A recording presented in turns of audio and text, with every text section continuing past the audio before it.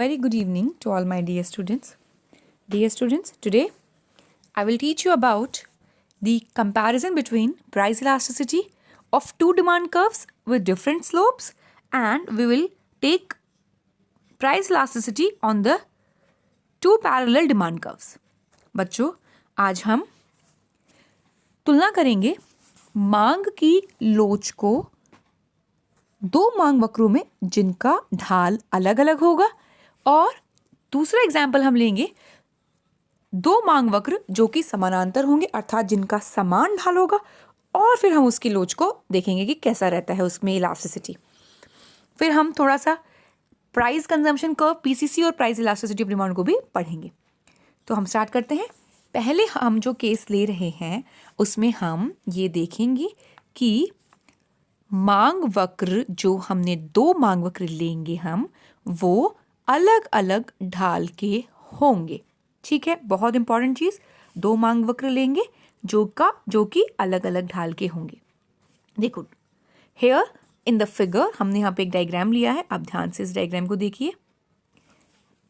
Here in the figure, there are two different demand curves, DA and DB, which have different slopes. But they are starting from the same point D on the y-axis. देखो बच्चों, यहाँ पर हमने दो मांग वक्र लिए हैं जिनके ढाल अलग अलग हैं। मांग वक्रों के नाम क्या हैं देखिए, DA एवं DB। ढाल अलग अलग कैसे हैं आप देखिए, एक मांग वक्र स्टीप है, दूसरा थोड़ा फ्लैट है। ठीक है, थोड़ा फ्लैट है ना, और ये दोनों मांग वक्र समान बिंदु D से शुरू हो रहे हैं y अक्षांश पर।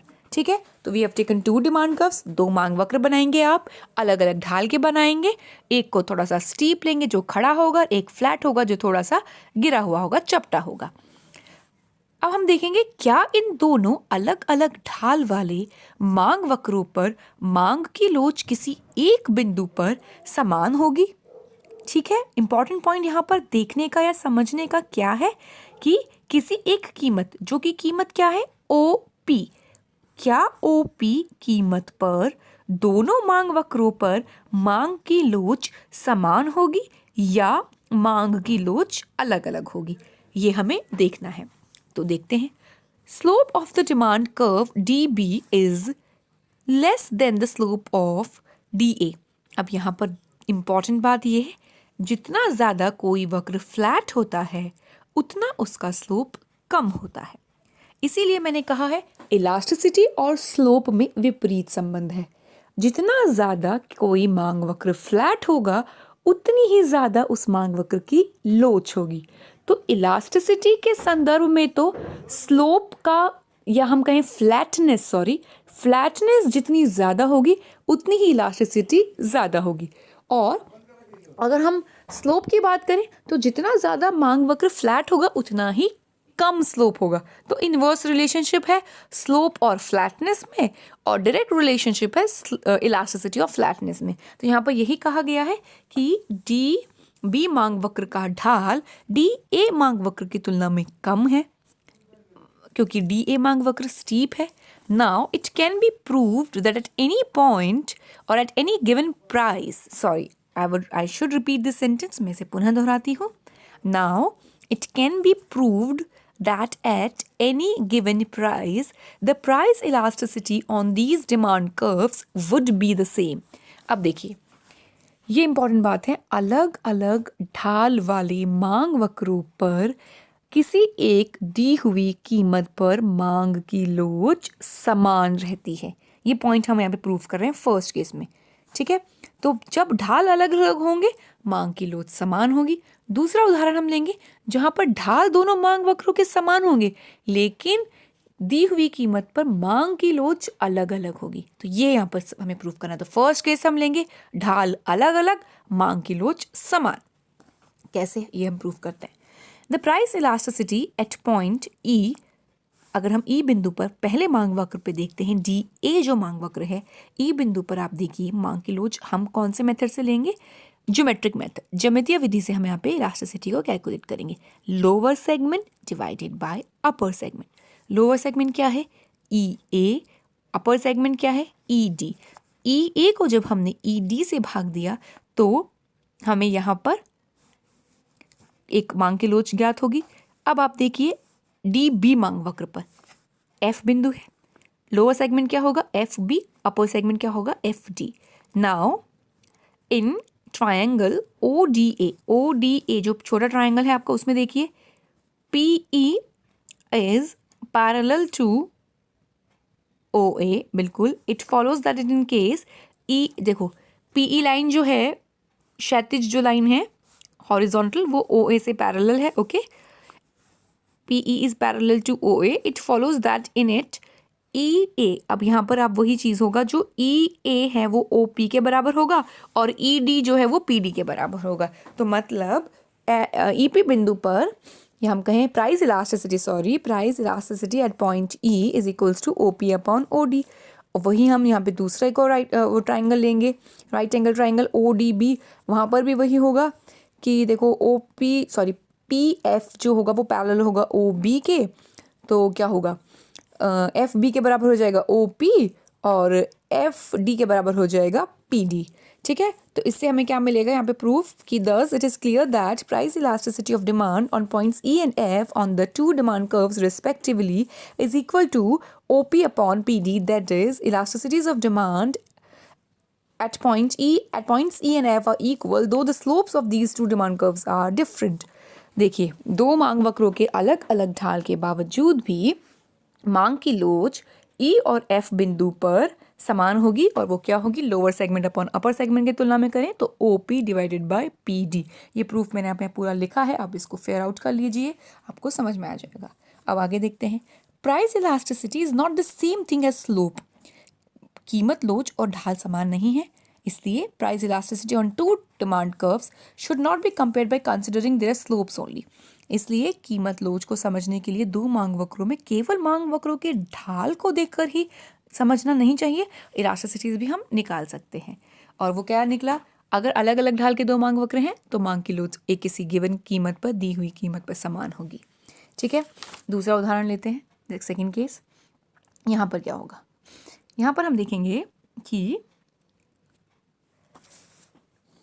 here the two demand curves AB and CD are parallel to each other। यहाँ पर हमने दो मांग वक्र लिए हैं AB और CD जो एक दूसरे से समानांतर हैं। The two demand curves being parallel to each other implies that they have the same slope। और अगर कोई भी डिमांड कर्व मांग वक्र समानांतर है तो उनका ढाल बराबर है, मतलब जितना ये स्टीप है या फ्लैट है ए बी मांग वक्र उतना ही मांग वक्र सी डी स्टीप या फ्लैट है। तो स्लोप में कोई डिफरेंस नहीं है अगर ये दोनों पैरेलल है, तो यहाँ पर स्लोप बराबर है, ठीक है। अब हम देखते हैं स्लोप बराबर है लेकिन इलास्टिसिटी हम अलग अलग निकालेंगे। पहले हम ए बी मांग वक्र पर ई बिंदु पर लोच निकालेंगे।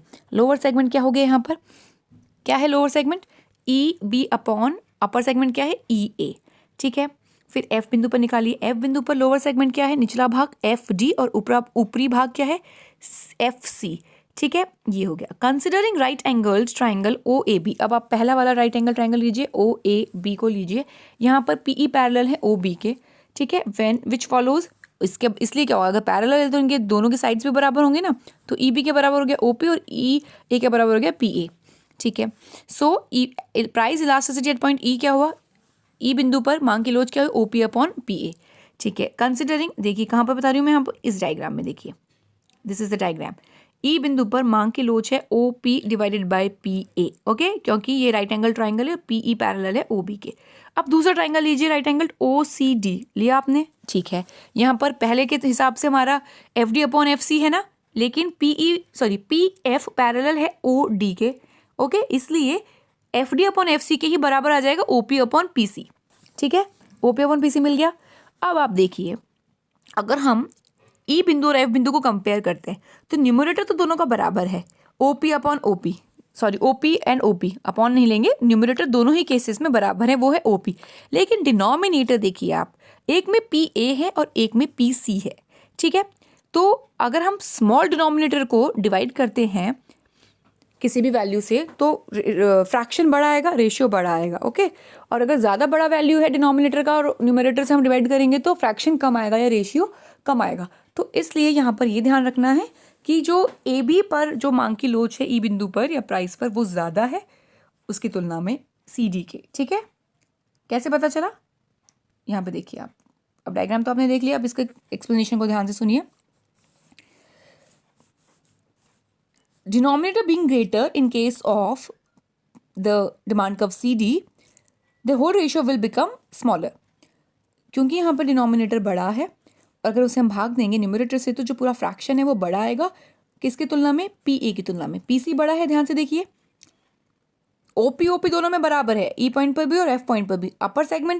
लोअर सेगमेंट बराबर है, अपर सेगमेंट देखिए आप, अपर सेगमेंट E बिंदु पर PA है और F बिंदु पर PC है। तो इसलिए क्या होगा? Therefore price elasticities at points E and F are not the same. दोनों की मांग की कीमत लोच अलग अलग है, are not the same in spite of the two parallel demand curves having the same slope. भले ही दोनों मांग वक्र समानांतर है और उनका ढाल बराबर है, फिर भी एक ही बिंदु पर, कीमत का एक बिंदु कौन सा? OP पर दोनों की मांग की लोच अलग अलग है। ठीक है, denominator being greater ratio decreases, तो यह मैंने यहाँ पर लिया है OP upon PA is greater than OP upon PC। ठीक है, As the demand curve shifts to the right, the price elasticity of demand at a given price goes on declining. अब इससे एक कंक्लूजन निकला, एक निष्कर्ष निकला है कि जैसे जैसे मांग वक्र या समानांतर मांग वक्र अगर हम लेते हैं वो राइट और दाईं ओर शिफ्ट होते जाएंगे तो मांग की लोच धीरे धीरे दाईं ओर शिफ्ट होते होते कम होती जाएगी। अर्थात पहले वाले मांग वक्र पर ज्यादा होगी, जैसे ही वो दाईं ओर शिफ्ट होगा मांग की लोच कम होगी, और दाईं ओर शिफ्ट होगा मांग की लोच और कम होगी। ठीक है, so as the demand curve shifts to the right, the price elasticity of demand at a given price goes on declining. Thus, price elasticity at price OP on the demand curve CD is less than that on the demand curve AB. इसलिए मांग की कीमत लोच OP कीमत पर CD मांग वक्र पर AB मांग वक्र की तुलना में कम है।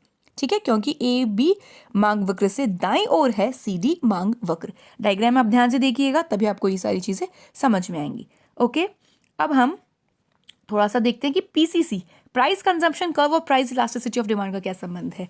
इसमें बेसिक है, मैंने आपको PCC के बारे में प्राइस इफेक्ट में पढ़ाया है। I have already told you about the price consumption curve, it traces out the price effect. ये कीमत प्रभाव को मापता है और इसके 3-4 शेप्स होते हैं। ये डाउनवर्ड होता है, हॉरिजॉन्टल होता है और अपवर्ड होता है। ये तीनों आकृतियों को लिए हुए होता है। अब इसके तीनों केसेस को हम देखेंगे कि जब ये डाउनवर्ड होता है तब इलास्टिसिटी क्या होती है बच्चों? लोचदार, ग्रेटर देन यूनिटी हम कह सकते हैं, या अधिक लोचदार। ठीक है, वो हो गया यहाँ पर एक केस। दूसरा केस हम लेते हैं जब इलास्टिसिटी या फिर जब ये PCC हॉरिजॉन्टल होता है तो इलास्टिसिटी हमेशा इकाई के बराबर होगी। When the PCC will be horizontal the elasticity of demand will B unitary elastic. और तीसरा केस होगा जब PCC अपवर्ड स्लोपिंग होगा तो elasticity of demand will be less than unity, और जिसे हम कहते हैं इन इलास्टिक। ठीक है, ये 3 इसके केस हैं। पहले केस में क्या है? डाउनवर्ड स्लोपिंग PCC के केस में elasticity of demand will be greater than unity, और we can say highly elastic. Okay, PCC is downward, तो वो केस आएगा यहाँ पर। यहाँ पर हमने जो PCC बनाया है वो मुद्रा और मांग मात्रा में बनाया है। Y अक्षांश पर आप ध्यान से देखिए, मुद्रा को मापा है और X अक्षांश पे हमने मांग की मात्रा को मेजर किया है। ठीक है, इसको समझाने की कोई खास जरूरत नहीं है। आप सिर्फ इतना समझिए कि PCC जब डाउनवर्ड होगा तो इलास्टिसिटी ज्यादा होगी, अधिक लोचदार होगा मांग की लोच। जब PCC हॉरिजॉन्टल होगा, क्षैतिज होगा, तो मांग की लोच क्या होगी? इकाई के बराबर होगी। और जब PCC अपवर्ड स्लोपिंग होगा तो मांग की लोच बेलोचदार होगी। अब आप थोड़ा सा इसको एक कंक्लूजन वे में फर्स्ट पॉइंट को देख लेते हैं। जब वो डाउनवर्ड स्लोपिंग होता है तब क्या होता है?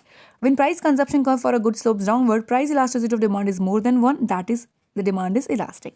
ठीक है, फिर दूसरे में देखिए, we know that consumers expenditure on a good remains constant whatever the price, EP is equal to 1. Thus PCC, which is horizontal straight line, will show unitary elastic of demand, unitary elasticity of demand. हमें पता है अगर उपभोक्ता की कीमत में परिवर्तन का उसके कुल व्यय पर कोई परिवर्तन ना पड़े तो मांग की लोच इकाई के बराबर होती है। तो यहाँ पर वही रूल लागू होगा। और अपवर्ड स्लोपिंग कब होगी? Upward sloping price consumption curve will show inelastic demand, that is elasticity will be less than unity. ठीक है, जब अपवर्ड स्लोपिंग होगा तो लेस देन यूनिटी होगा। ये 2 मार्क्स में 5 मार्क्स में पूछे जाते हैं। PCC और इलास्टिसिटी में क्या रिलेशनशिप है, इसके मैं आपको नोट्स प्रोवाइड करा दूंगी हिंदी मीडियम में, आप उसको पढ़ लीजिएगा, डायग्राम प्रैक्टिस कर लीजिएगा, और तीनों केसेस में आपको पता होना चाहिए डाउनवर्ड स्लोपिंग में क्या होगा, हॉरिजॉन्टल में क्या होगा और अपवर्ड स्लोपिंग में क्या होगा। और जब दोनों के ढाल अलग अलग हैं तब मांग की लोच क्या होगी किसी एक दी हुई कीमत पे, और जब समान ढाल है तब मांग की लोच क्या होगी किसी दी हुई कीमत पर। ये भी आपको पता होना चाहिए। So this was all about your elasticity. I think now we can move on to the next topic, that will take a broad topic now. Elasticity पूरा complete है। आप न्यूमेरिकल्स भी प्रैक्टिस कीजिए, इसके ग्राफ्स भी प्रैक्टिस कीजिए, और सारे मतलब एंगल्स को या सारे टाइप्स को लेकर के और सारे ग्राफ्स को प्रॉपरली याद करके ड्रॉ करके प्रैक्टिस कीजिए।